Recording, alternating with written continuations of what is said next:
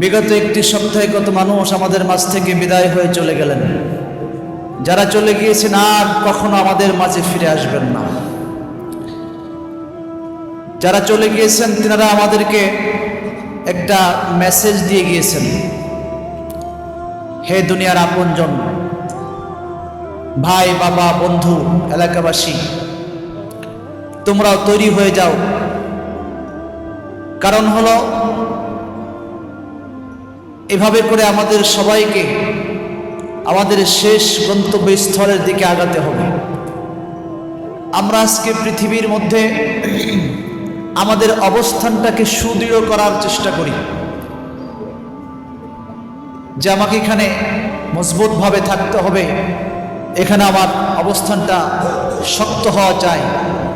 কিন্তু আমার ভাইয়েরা, যেই জায়গায় থাকার জন্য আমরা আমাদের স্থানটাকে সুদৃঢ় করছি, এখানে থাকার টাইম খুবই স্বল্প, অত্যন্ত অল্প সময়ে থাকার জন্য এখানে আমাদেরকে অবকাশ দেওয়া হয়েছে। নির্ধারিত নির্দিষ্ট সময় পরিপূর্ণ হওয়ার সাথে সাথে আমাদেরকে এই স্থানটা যতই পাকাপোক্ত করি না কেন, সুদৃঢ় করি না কেন, ছেড়ে চলে যেতেই হবে।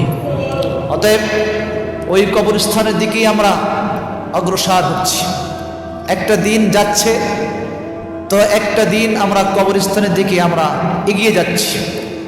এভাবে করে আমরা সবাই ওই কবরের পথের পথিক, আখিরাতের জগতের যাত্রী। আল্লাহ তাআলা যেন আমাদেরকে কবরের সেই সামান, আখিরাতি জিন্দেগির সেই সামান সংগ্রহ করে তারপর এখান থেকে যাবার তৌফিক দান করেন। সকলে বলি আমিন।